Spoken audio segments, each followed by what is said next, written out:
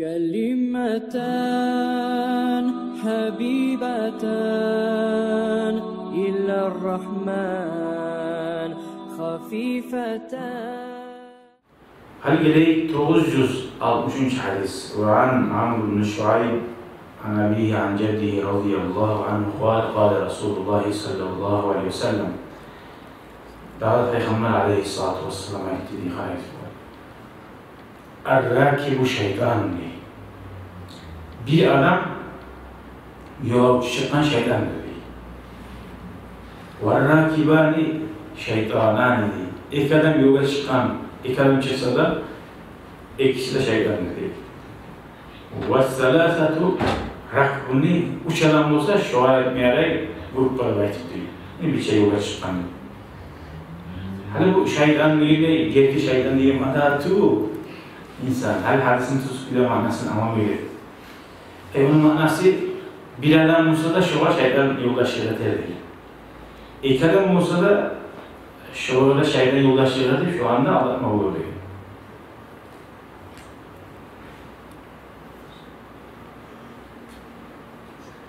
Üç adam olsa şunu bulan maslahat oluyor. Mesela iki adam varmışsa sefere çıkan. Biri ölüp kalsa biri yer. Yani fıkar alacak. Birine bizzat olsa biri yer var. Üç olsa neşte birine bizzat olsa ikisi sama olur belki. Böyle hani mesela bir anın yaşları varmışsa bir yoksattır belki. Bizzat yoksat olmanın ne bayıdır. Yaşları kopulsun ne bayıdır olur ya. Yani bir yaşım varsa bir yok olmanın değil. İki olsa şöyle yaşlı bayıdır. Şu manada şunlarda sefere çıkarmışsa, ziyaretle, hacı yolu varmışsa da ya bir işini tutarmışsa da üç adam sana bir çab olup yürütse şu işini. Yalnız bu hani bu seferde bir misal tabatın ayeti olarak. Bir boyu işte üç adam bir çab olsa şu adam rahatlığı da bulur hani işte, onaylığı da bulur. Mesela hani Hüseyin Salim olsun, Hüseyin hayırlarım olsun salgın.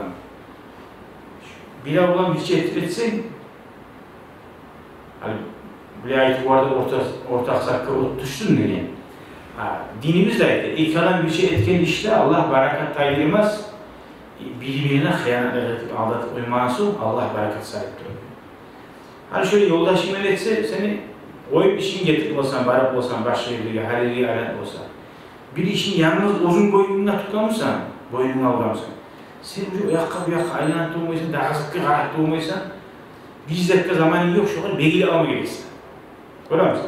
Hani işte bir yenilik etken çağır, Allah-u Teala sabir, yenilikli etereğin makna amaçlı şundan. Liboy ulu bizneseye karasayız da yalnızdan bir olmayız. Ulu olunca kovadan bir tutar, değil mi? Bir adam var, bazen ozmetrik uyamanı varlığına, şu yaşağı umurun, şu mizillattir, avrularda olmayınca.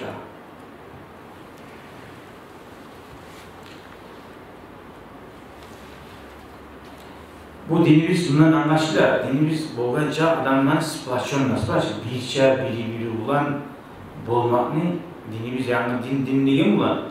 Dinledir, devlet tadır diyor. Dinimiz yaşamın vardı Müslümanların bir şey yok. Din ayrı, yaşamdan ayrı zat değil. Yaşamı da yürümek, dini de yürümek. Ashabın arasında da bulan çok ulu işler var arada, çok saldırıları var arada. Tek biri de olar dini taşlanma.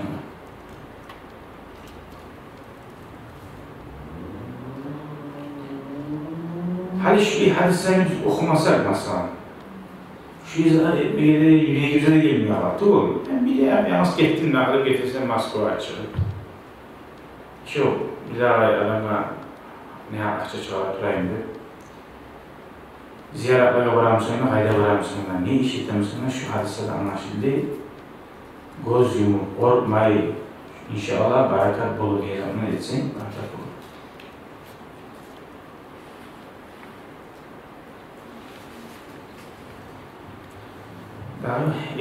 Hatta bir yaşlı hukuklarını anladık, iki de önce yaşlı, üç olsa daha da yaşlı keyin.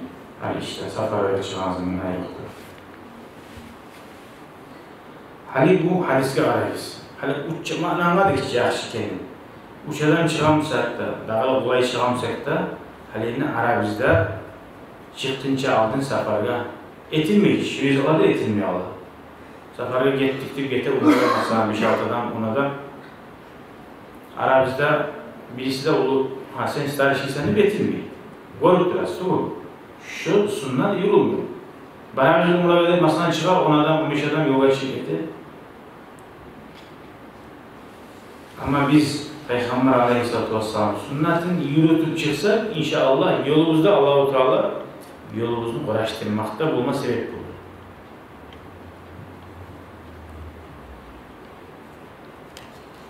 Hali görüptüler, hacıya bırakıldı, umrada var, uzbaşına gitkenler arasında bir de starşi diyor.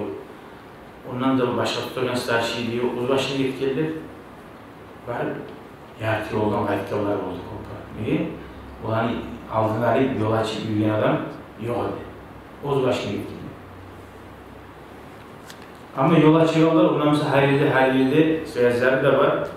Yani şu adamlar ötkeresini zararlı ötkelip yol açıklar. Kovusular hacıya varkenler.